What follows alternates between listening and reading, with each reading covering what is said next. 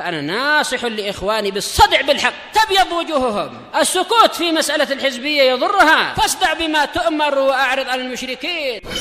سلامي على دماج ورجالها والشيخ يحيى ودار العلم يا سعد بانيها.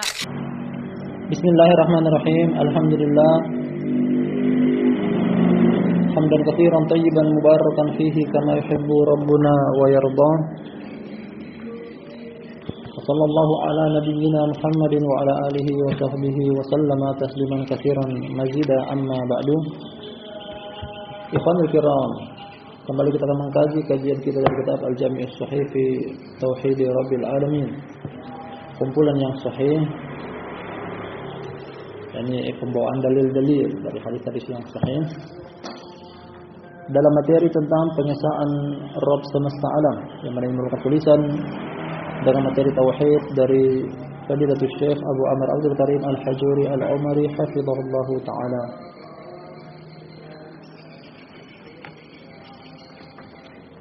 Dan kita berada pada bagian akhir dari judul bab tentang Allahu huwal khaliqu wahdah. Allah adalah sang pencipta satu-satunya. Setelah beberapa malam terakhir ini kita kaji, masih tersisa satu hadis kita akan selesaikan, dan telah kita janjikan di awal bahwa kita akan buat semacam kesimpulan dari pembahasan tentang Al-Khaliq. Huwallah. Kita baca kata Syekh Abu Amr Abdul Karim Al-Hajuri hafizahullah taala, At-Tasi'ata Asyara, hadis yang ke-19. Hadis yang ke-19 dari awal pembahasan kitab ini. Qala Imam Al-Bukhari rahimahullahu taala, berkata Imam Al-Bukhari Muhammad bin Ismail Abu Abdullah Al-Bukhari, qala haddatsana Umar bin Hafs bin Giyas, kunyanya Abu Hafs Al-Kufi, thiqah.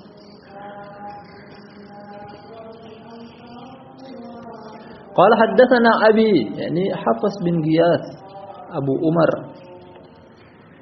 yang sebelumnya Abu Hafs, ini Abu Umar. Jadi anak meriwayatkan dari bapaknya. Keluarga yang berbarakah. Bapak ashabul hadis, anak juga ashabul hadis. Qala haddatsana Al-A'mash, berulang kali kita dapat ini. Namanya Sulaiman bin Mihran Al-Asadi Al-Kufi, kunyanya Abu Muhammad, imam. Qala haddatsana Jami' bin Shaddad Al-Muharibi Al-Kufi, kunyanya Abu Sakhra, thiqah.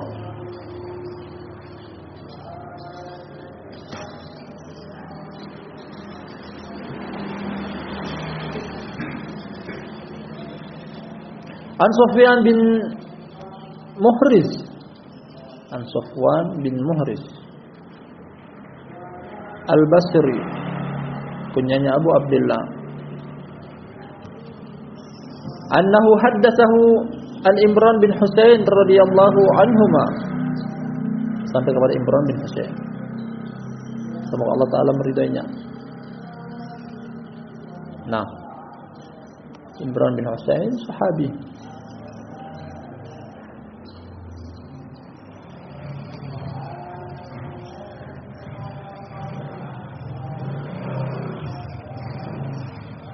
Hadisnya Imran bin Husain, semoga Allah meridainya. Qala, kata dia, dakhaltu ala Nabi sallallahu alaihi wasallam wa aqaltu naqati bil bab.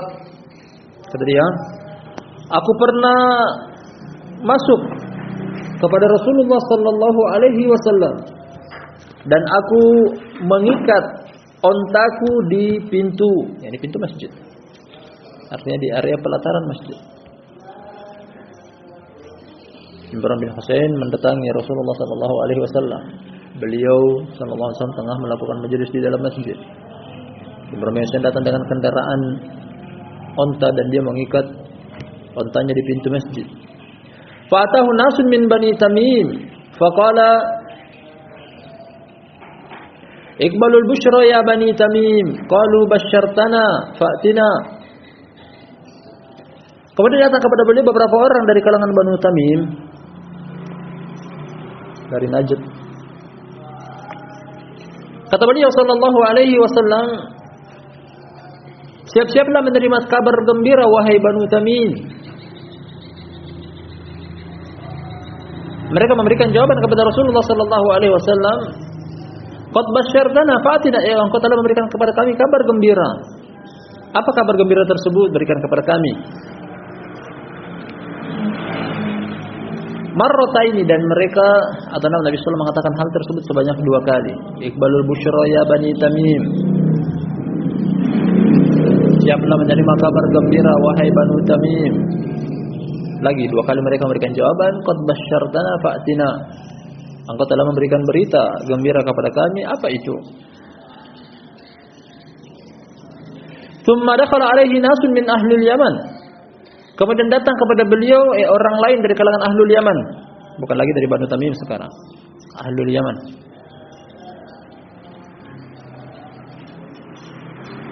Faqala, yani sallallahu alaihi wasallam, akhirnya berkata Rasulullah sallallahu alaihi wasallam, Iqbalul busyra ya ahlal Yaman, id lam yaqbalha Banu Tamim. Siap-siaplah menerima kabar gembira wahai Ahlul Yaman ketika Banu Tamim tidak mau menerima. Perhatikan perbedaan antara jawaban dari Banu Tamim dan Ahlul Yaman ketika dijanjikan oleh Rasulullah sallallahu alaihi wasallam. Oleh karena itu mereka yang pantas untuk mendapatkannya. Qalu, mereka memberikan jawaban, qad qabilna ya Rasulullah. Kami telah menerima kabar gembira tersebut wahai Rasulullah. Disitulah letak perbedaannya. Akhirnya Ahlul Yaman yang mendapatkan berita gembira tersebut dari Rasulullah sallallahu alaihi wasallam. Karena jawaban mereka yang santun, penuh dengan antusias dan semangat. Qalu, kata mereka yakni Ahlul Yaman, ji'naka nas'aluka an hadal amr. Kami datang kepada engkau untuk menanyakan kepada engkau tentang perkara ini. Akan datang nanti jawabannya. Perkara ini tentang yakni alam semesta. Siapa atau makhluk apa yang paling ada pertamanya? Jadi mereka datang untuk menuntut ilmu. Datang dalam sebagai riwayat, ji'naka linatafaqqaha fid din. Kami datang kepada engkau untuk mendalami ilmu agama. Ahlul Yaman. Dan dalam hadis ini terdapat kemuliaan dan keutamaan bagi Ahlul Yaman, karena mereka lah yang diberikan kabar gembira tersebut. Di sisi lain ada orang lain yang datang dari Banu Tamim, namun mereka tidak diberikan. Qala, kata Rasulullah sallallahu alaihi wasallam, kana Allah wa lam yakun syai'un ghairuhu wa kana 'arshuhu 'alal ma' wa kataba fi dzikri kulli syai'in wa khalaqas samawati wal ard. Adalah Allah dan tidak ada sesuatu pun selainnya. Jadi urusan alam semesta ini, siapa yang ada paling pertama kali? Allah. Sebelum ada sesuatu, tidak ada sesuatu bersama Allah. Allah yang paling pertama.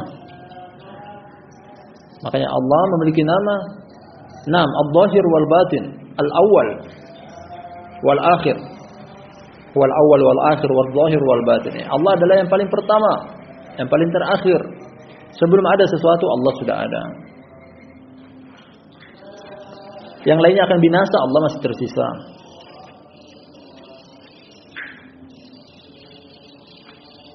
Kana Allah wa lam yakun syai'un ghairuhu. Adalah Allah dan tidak ada sesuatu pun selain Dia. Ini awal pertama kali. Wa kana arshuhu 'alal ma', dan arsy Allah berada di atas air. Artinya di atas langit, tepatnya di atas surga. Derajat yang ke-100, ada samudera, ada air, ada lautan. Kemudian arsy Allah di atas air tersebut. Wa kataba fi dzikri kulli syai', dan Dia yakni Allah menulis fi dzikri, yakni lahul mahfuz, segala sesuatu, menulis qadar, menulis takdir, peristiwa, kejadian, tragedi yang terjadi, yang akan terjadi sampai tegaknya hari kiamat. Wa khalaqas samawati wal ard, dan menciptakan langit dan bumi. Allah lebih duluan. Siapa yang ada sebelum Allah? Tidak ada. Kemudian arsy, kemudian lahul mahfuz dengan qalam. Barulah setelah itu penciptaan langit dan bumi serta isinya.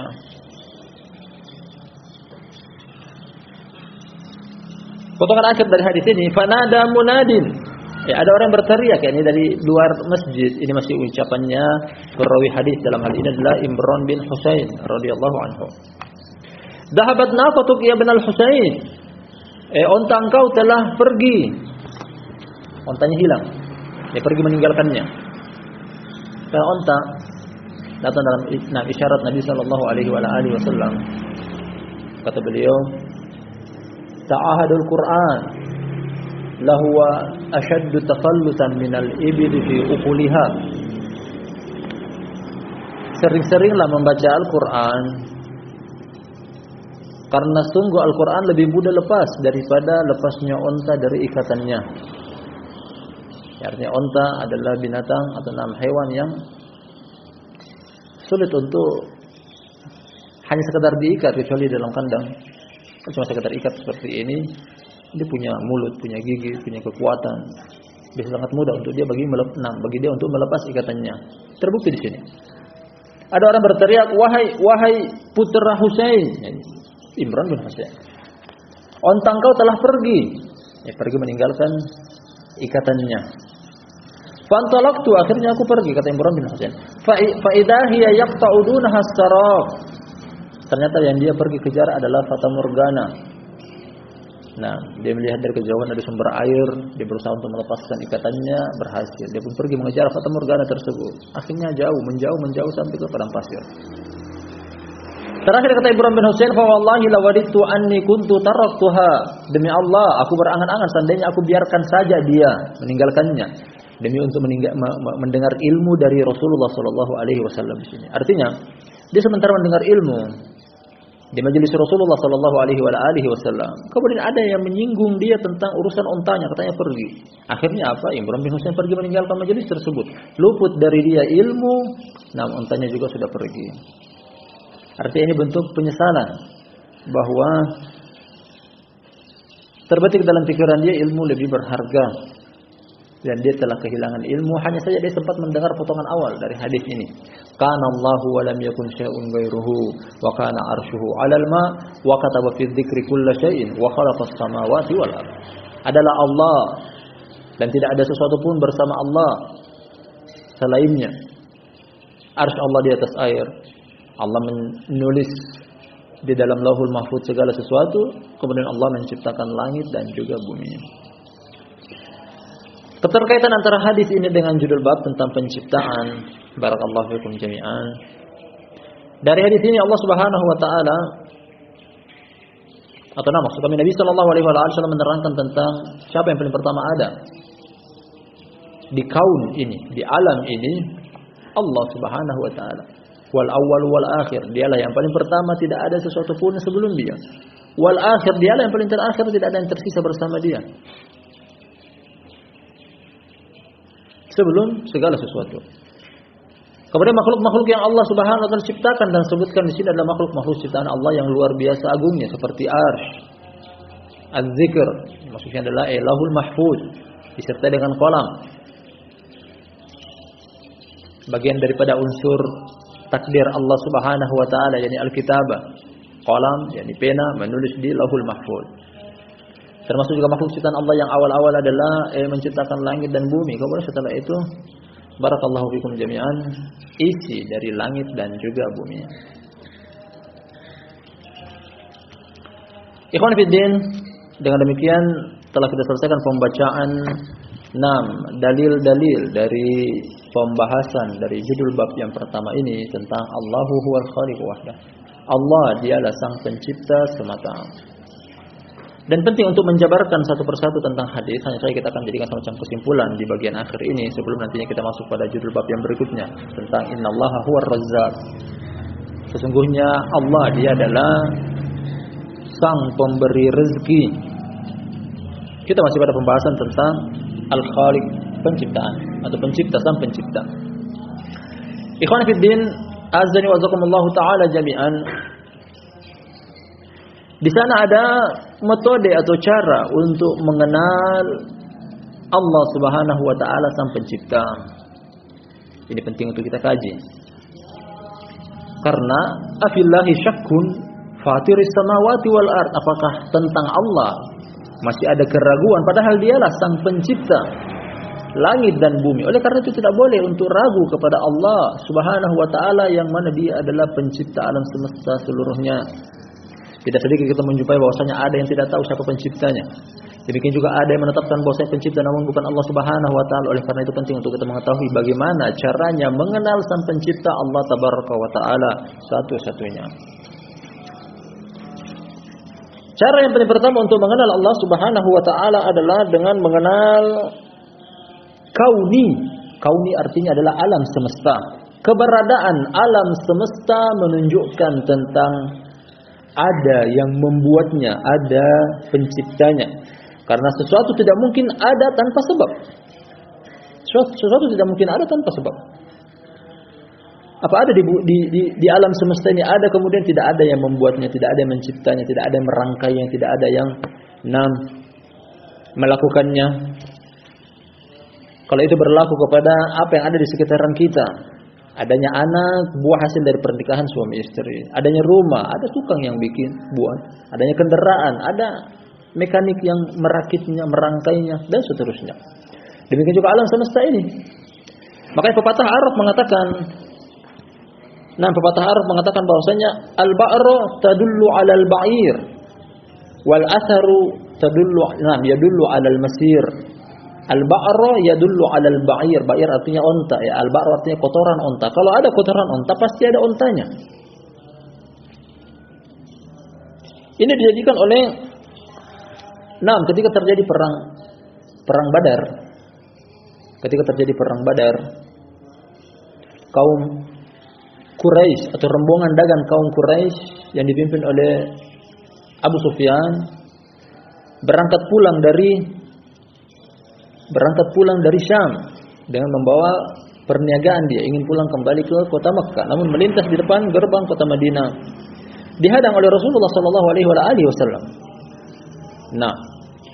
Akhirnya mereka mendengar, yakni rombongan dagang kaum Quraisy yang dipimpin oleh Abu Sufyan mendengar bahwasanya mereka akan dihadang oleh rombongan datang dari kota Madinah. Akhirnya mereka mengutus utusan yang cepat, meminta bala bantuan dari kota Mekkah bahwasanya kami jumlahnya hanya 40 orang dengan membawa barang dagangan yang banyak, sedangkan jumlah pasukan kaum muslimin dari kota Madinah sekitaran 300-an. Nanti jumlah mereka lebih banyak, otomatis kita akan kalah dari sisi jumlah. Akhirnya bala bantuan datang dari kota Mekkah jumlahnya 3 kali lipat atau bahkan 4 kali lipat lebih banyak. 1000 personil keluar. Akhirnya mereka mulai datang mendekat ke gerbang kota Madinah, tepatnya di Badar. Mereka mulai mengitari lokasi yang dicurigai akan lewat melintas di situ pasukan Nabi sallallahu alaihi wasallam. Setiap tempat yang disinggahi mereka mencari-cari sesuatu sebagai bukti. Akhirnya mereka mendapati bahwasanya ada 6 biji buah kurma. Mereka memperhatikan bahwasanya biji buah kurma ini adalah biji buah kurma yang tumbuh dari kota Madinah. Mereka mengatakan berarti penduduk kota Madinah pernah singgah di sini, mungkin 1 atau 2 hari yang lalu. Nah seperti ini, al-ba'ru tadullu 'alal ba'ir. Kotoran onta menunjukkan bahwasanya ada ontanya. Demikian juga wal asar yadullu 'alal masir. Jejak menunjukkan bahwasanya ada yang berurusan jalan. Sama dengan alam semesta, bahwasanya alam semesta ini menunjukkan bahwasanya ada yang menciptakan dan dia adalah Allah Subhanahu wa taala. Hal tersebut butuh untuk kita memikirkannya, tafakkur padanya. Inna fi khalqis samawati wal ardi wa ikhtilafil laili wan nahari la ayatin liulil albab. Dalam penciptaan langit dan bumi serta silih bergantinya siang dan malam terdapat tanda-tanda bagi orang yang memiliki lubuk hati yang paling dalam. Ini tanda yang pertama, tanda kauniyah.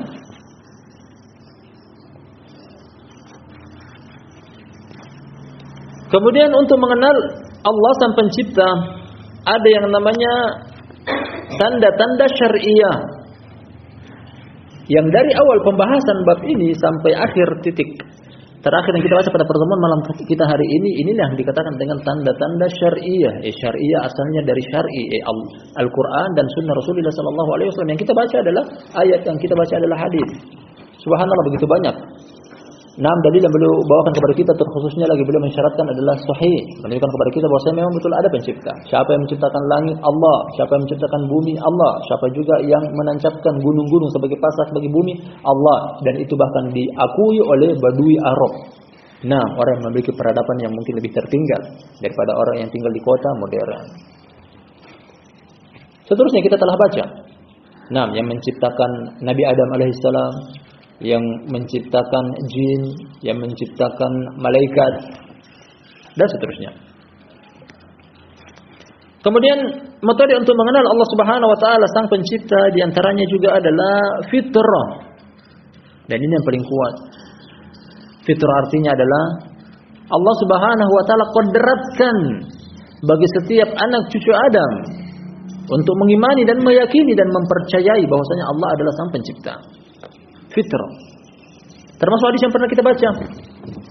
Dari hadis Iyad bin Himar Al-Mujashi'i, kata Rasulullah sallallahu alaihi wasallam, kata Allah Subhanahu wa taala hadis qudsi, potongannya di antaranya adalah inni khalaqtu ibadi hunafa fajtalathum syayatin. Sungguh aku telah menciptakan hamba-hambaku dalam keadaan hunafa, murni, suci.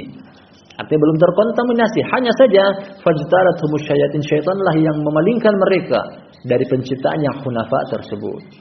Semakna dengan hadis Abu Hurairah dalam Sahih, kata Rasulullah sallallahu alaihi wasallam, kullu mauludin yuladu 'alal fitrah. Setiap bayi yang baru lahir terlahir di atas fitrah. Apa artinya fitrah? Meyakini bahwasanya alam semesta ini ada pencipta dan meyakini bahwasanya pencipta tersebut adalah Allah Subhanahu wa taala. Kata Allah dalam Al-Qur'anul Karim, wa id akhadha rabbuka min bani adama min dhuhurihim dzurriyyatahum wa asyhadahum ala anfusihim alastu birabbikum qalu bala syahidna. Ketika Allah menciptakan Nabi Adam, kemudian Allah menepuk pundak Bani Adam, kemudian keluarlah dari pundak Bani Adam tersebut seluruh anak keturunannya. Termasuk kita hadir di situ. Yang paling pertama lahir dari anak keturunan Nabi Adam sampai yang paling terakhir lahir sebelum tegaknya hari kiamat. Tanpa terkecuali, ada semuanya di tempat tersebut. Kemudian Allah mengambil sumpah janji, alastu birabbikum, bukankah aku adalah Rabb kalian? Qalu bala syahidna. Mereka seluruhnya mengatakan dengan satu kata sepakat, iya, kami mempersaksikan akan hal tersebut. Ini yang dimaksud dengan fitrah. Fitrah artinya adalah kodrat Allah kepada umat manusia dari kalangan anak cucu Adam yang Allah kodratkan mereka mengimani, mempercayai, membenarkan Allah adalah sang pencipta. Namun karena saking lamanya, ini terfaktornya. Saking lamanya orang tersebut, dari kejadian tersebut sampai dia lahir, saking lamanya mungkin dia lupa. Atau di antara sebabnya juga adalah, fa abawahu yuhawwidanihi au yunasiranihi au yumajjisani. Bisa jadi karena agama kedua orang tua yang juga membuat dia itu menyimpang. Termasuk juga adalah fajtalathum syayatin, syaitan yang membuat dia menyimpang dari fitrah tersebut. Wallahul musta'an. Kemudian metode pengenalan Allah adalah sang pencipta yang berikutnya adalah secara akal logika. Secara logika. Pernah terjadi perdebatan antara Imam Abu Hanifah dengan seorang zindiq. Zindiq, istilah para ulama, wailah yang diinginkan adalah munafik, pura-pura masuk Islam, namun seperti ini. Wailah sebenarnya adalah ateis, tidak mempercayai tentang alam semesta yang memiliki pencipta. Mereka meyakini bahwasanya alam semesta ini ada dengan sendirinya tanpa ada pencipta. Akhirnya Imam Abu Hanifah ingin mengalahkan, mematahkan hujjah orang tersebut. Kalau orang seperti ini sudah tidak percaya dengan Allah, mustahil ingin mengalahkan dia menggunakan dalil-dalil syar'i ataupun kauni. Artinya dia tidak percaya dengan Allah. Jangan sodorkan kepada dia Al-Quran karena dia sudah tidak percaya sama Allah, apalagi dengan perkataan Allah. Jangan kasihkan dia hadis, tapi kalahkan juga dari sisi akal, logika. Karena itulah yang dia jadikan sebagai fondasi utama dalam pemikiran dia. Imam Abu Hanifah menyodorkan kepada dia dari sisi logika, mengatakan bahwasanya engkau percaya tidak bahwasanya ada kapal yang memuat barang Dari satu pelabuhan dia pindah ke pelabuhan yang lainnya. Saya terlihat dia membongkar sampai di 6 pelabuhan tujuan, dia membongkar barangnya, kemudian dia mengangkut lagi barang yang baru dari pelabuhan tersebut dan dia pindah lagi ke pelabuhan yang lainnya. Namun dari kapal tersebut dia berjalan dengan sendirinya, tidak ada nahkoda, tidak ada ABK, anak buah kapal, tidak ada yang mengangkut barangnya. Alhamdulillah dia berjalan sendiri. Orang zindik tersebut mengatakan bahwasanya ini argumen yang gila. Tidak mungkin, mustahil. Ada kapal yang mengarungi lautan. Kemudian ada barang yang dia angkut, bongkar muat dari satu pelabuhan ke pelabuhan yang lainnya, tanpa ada orangnya, tanpa ada nahkodanya, tanpa ada ABK-nya. Ini mustahil. Dan dari sinilah Imam Abu Hanifah mengalahkan argumen orang tersebut. Kalau engkau mengatakan pada ruang lingkup kecil seperti kapal tidak mungkin berjalan tanpa ada yang mengaturnya, nah bagaimana lagi dengan alam semesta yang lebih besar daripada ruang lingkup kapal tersebut? Mustahil tidak ada yang menciptakannya, mustahil tidak ada yang mengaturnya, mustahil tidak ada yang mengurusinya. Akhirnya terkalahkan hujah orang tersebut. Bahkan dari sisi akal, penetapan tentang Sang Pencipta, barakallahu fikum jami'an, sangatlah kuat. Ikhwan fillah, kemudian kita lanjutkan tentang perbedaan manusia dalam menyikapi penciptaan alam semesta. Dari sini manusia berbeda-beda dalam meyakini, mempercayai dan membenarkan tentang alam semesta ada yang menciptakan. Kelompok yang pertama, mereka tidak meyakini alam semesta ini ada penciptaannya, dan mereka mengatakan bahwasanya alam semesta ini ada dengan sendirinya. Alam yang menciptakan dirinya sendiri. Dan Al-Quran mengisyaratkan tentang orang semacam ini dijuluki dengan Ad-Dahriyah. Di dalam surat Al-Jasiyah kata Allah Subhanahu wa taala, "Wa qalu in hiya illa hayatuna ad-dunya namutu wa nahya wa ma yuhlikuna illa ad-dahr." Jadi Allah Subhanahu wa taala menceritakan kepada kita tentang satu kelompok namanya kelompok Dahriyah. Mereka mengatakan bahwasanya tidaklah kematian dan kehidupan kami ini kecuali semacam kehidupan dan kematian, dan tidak ada yang membinasakan kami kecuali waktu. Tidak ada yang mematikan kami kecuali waktu. Artinya mereka mengatakan waktulah yang mematikan, yang membinasakan. Kelompok namanya Dahriyah. Dan kelompok ini Syekhul Islam Ibnu Taimiyah mengatakan bahwasanya mereka meyakini dalam siklus 360 juta tahun sekali akan binasa alam semesta dan terlahir dalam bentuk baru. Siapa yang menciptakannya? Alam semesta itu sendiri. Tidak ada penciptanya. Dan kelompok ini para ulama sepakat mereka adalah kafir. Kafir karena tidak menetapkan pencipta bagi alam semesta. Kemudian kelompok yang kedua, mereka menetapkan alam semesta ini ada penciptanya. Namun sayangnya yang mereka tetapkan pencipta alam semesta ini bukan Allah. Kita ulangi.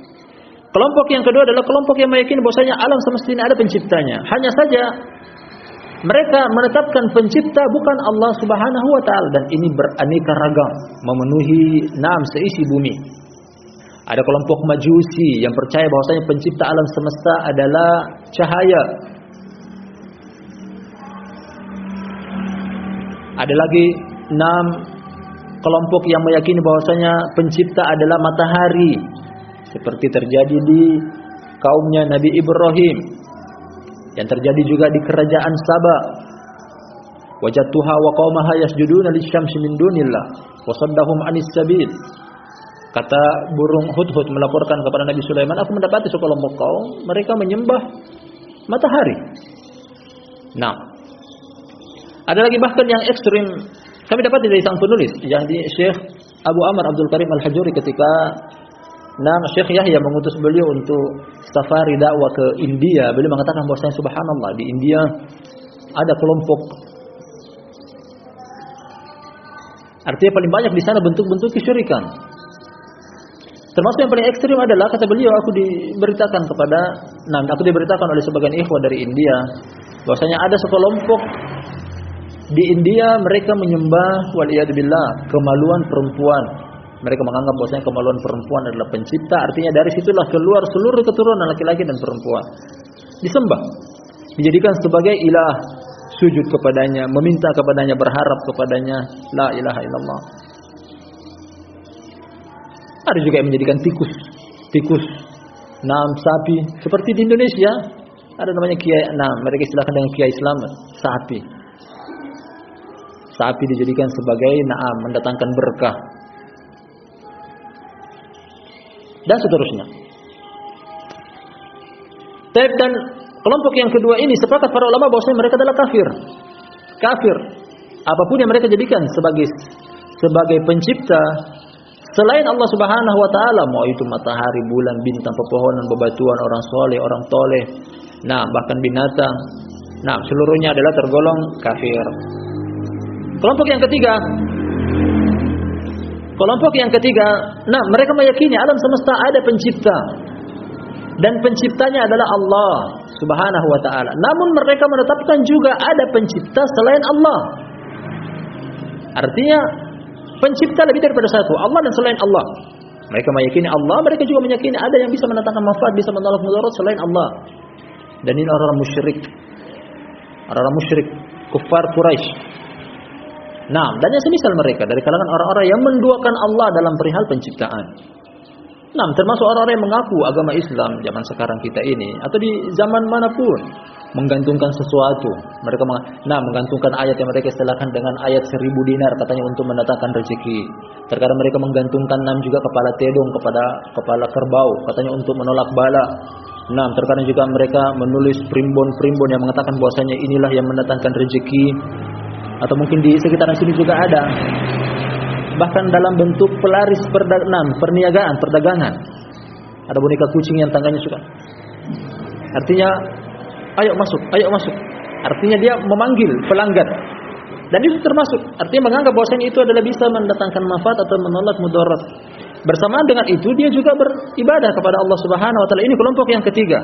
Mengimani bahwasanya ada alam semesta, ada pencipta. Penciptanya adalah Allah, namun mereka meyakini juga ada pencipta selain Allah, dan para ulama memvonis bahwasanya mereka juga kafir. Sebagaimana kafirnya kaum kufar Quraisy yang menyembah Allah namun mereka menyembah berhala, meminta kepada berhala, bergantung kepada berhala, mengharap kepada berhala dan semisalnya. Ini juga hukumnya adalah kafir. Kemudian yang keempat, jenis orang yang keempat dalam menyikapi tentang penciptaan alam semesta. Mereka meyakini bahwasanya alam semesta ada penciptanya dan penciptanya adalah Allah Subhanahu wa taala satu-satunya.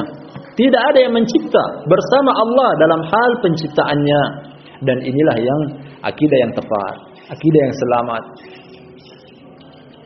Sebagaimana yang kita dapati dari pembacaan dalil yang begitu banyak baik itu dari Al-Qur'an dan juga hadis-hadis Rasulullah sallallahu alaihi wasallam. Inilah yang tepat. Buang seluruh pemikiran yang ada di kepala kita bahwasanya ada pencipta selain Allah Subhanahu wa taala. Dengan 3 jenis yang pertama tadi telah kita jabarkan, seluruhnya kafir. Yang meyakini tidak ada pencipta, kafir. Yang meyakini ada pencipta namun bukan Allah, kafir. Yang meyakini ada pencipta dan pencipta Allah namun dia gandengkan juga ada pencipta selain Allah, juga kafir. Yang mana yang selamat? Yang meyakini bahwasanya alam semesta ada yang mencipta dan dia adalah Allah satu-satunya, tidak ada yang bersekutu dalam hal penciptaan bersama Allah. Inilah yang selamat. Inilah golongan yang selama ini kita kaji pembahasannya, ditunjuki oleh Al-Quran, ditunjuki oleh hadis. Allah menciptakan langit dan bumi, tidak ada yang bersama Allah dalam penciptaan langit dan bumi. Allah menciptakan isi langit dan bumi. Ikhwanul kiram, sebelum kita akhiri, penting untuk kita menyebutkan tentang apa faedah dari mempelajari Allah adalah sang pencipta semata, tidak ada yang bersekutu bersama Allah dalam hal penciptaan. Apa faedahnya? Apa kegunaannya? Apa manfaatnya? Dan itu penting agar supaya tidak percuma. Karena begitu banyak juga orang di luar sana yang meyakini bahwasanya Allah pencipta, hanya saya tidak membawakan kepada mereka faedah apa-apa. Bahkan ternyata masih tidak mau sujud kepada Allah sang pencipta, masih tidak takut kepada Allah sang pencipta, masih tidak mau ikuti syariat aturan main Allah sang pencipta. Fawaid yang paling pertama, meyakini bahwasanya Allah Subhanahu wa taala adalah sang pencipta menggiring untuk kita tafakkur. Tafakkur adalah ibadah.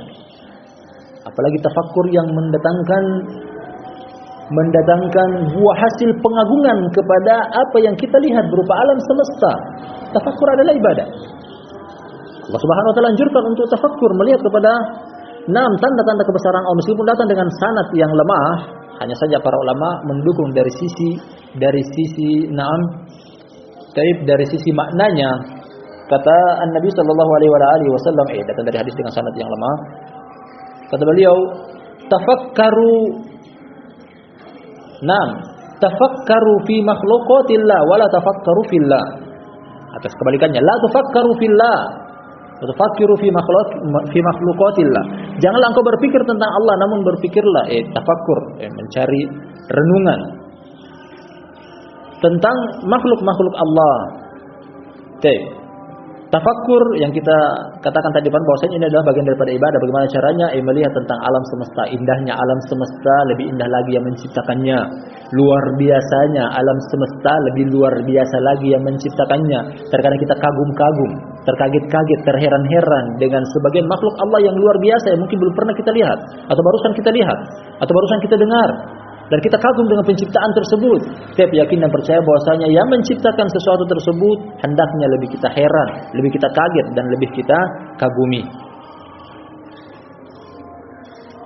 Melahirkan pengagungan kepada Allah Subhanahu wa taala itu buah hasil daripada tafakkur. Yang kedua adalah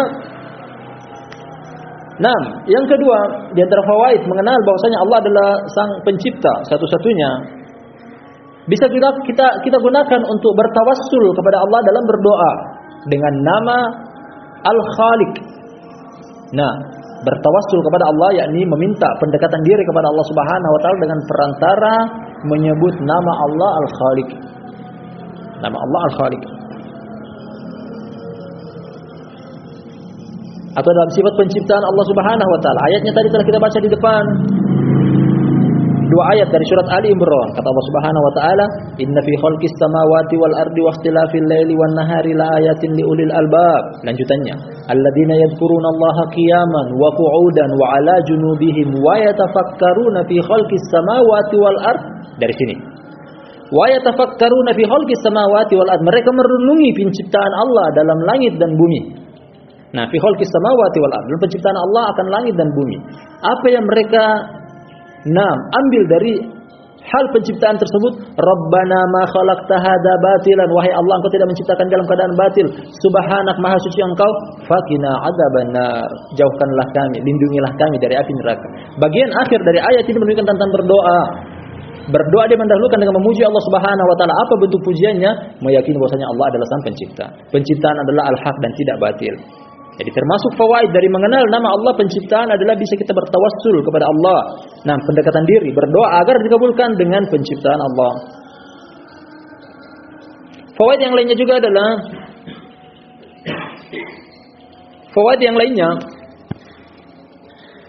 membuat kita termotivasi dengan sifat penciptaan Allah agar semangat dan antusias dalam beribadah. Dari sisi mana? Datang satu hadis dari Nabi sallallahu alaihi wasallam, beliau pernah mengatakan bahwasanya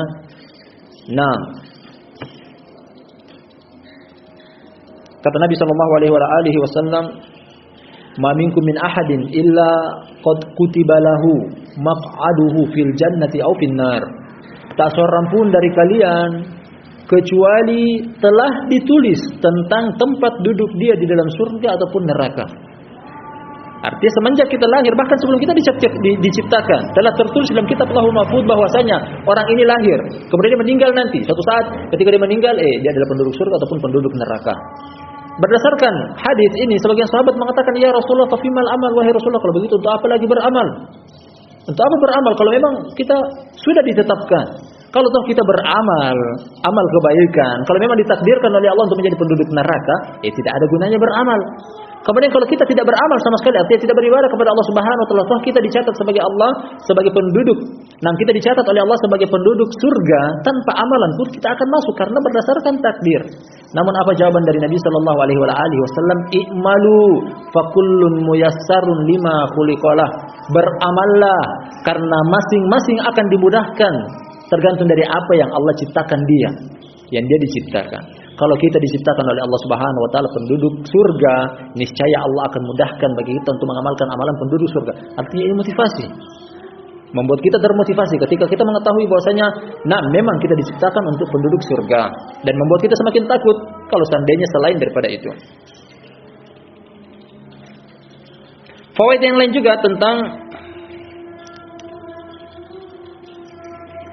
Sifat Allah Subhanahu wa taala Al-Khaliq membuat kita bisa membedakan mana sesembahan yang asli yang pantas untuk disembah dan mana sesembahan yang palsu yang tidak pantas untuk disembah. Menyembah berhala, dia tidak memiliki sesuatu pun yang bisa diciptakan, jangan jadikan dia sebagai sesembahan. Nah, benda hidup, benda mati, ketika dia tidak bisa mencipta, jadikan dia sebagai makhluk biasa. Tidak ada nilai lebihnya daripada kita. Yang bisa disembah, yang pantas untuk disembah, yang berhak untuk disembah adalah sesuatu yang memiliki predikat pencipta. Yang berikutnya lagi tentang fawaid, dan ini yang terakhir di sini kita tutup. Barakallahu fikum jami'an. Fawaid meyakini, mempercayai dan membenarkan tentang Allah Subhanahu wa taala adalah Sang Pencipta. 6. Meyakini tentang hari kiamat. Bahwasanya Allah Subhanahu wa taala mampu dan bahkan maha mampu untuk menciptakan dari sesuatu yang belum pernah ada sama sekali menjadi ada. Demikian juga Allah Subhanahu wa taala maha mampu untuk menghidupkan kembali sesuatu yang sudah mati. Dan dari sinilah Allah Subhanahu wa taala berargumen tentang hari kiamat. Nah, innal ladzi ahyaha lamuhyil mauta innahu ala kulli syai'in qadir. Sesuatu, nah kata Allah Subhanahu wa taala, sesungguhnya Dia yang menghidupkan dari yang mati, Dia pun mampu. Nah, Dia yang mematikan dari yang hidup, Dia pun maha mampu untuk menghidupkan kembali dari yang mati. Dan seperti itulah hari kiamat. Ketika kita meyakini bahwasanya Allah mencipta dari sesuatu yang belum pernah ada menjadi ada, kita juga harus yakini bahwasanya Allah pun maha mampu untuk menghidupkan kembali sesuatu yang sudah mati. Dan ini bagian daripada fawaid beriman kepada Al-Khaliq. Al-Khaliq Rabbul Alamin. Barakallahu fikum jami'an. Nah, ini sampai kita ambil pada pertemuan kita di malam hari ini, dan pada pertemuan berikutnya kita akan masuk pada jilbab baru tentang Ar-Razzaq, juga bagian dari konsep rububiyah Allah Subhanahu wa taala. Kita akhiri, subhanakallahumma wa bihamdik asyhadu an la ilaha illa anta astaghfiruka wa atubu ilaik.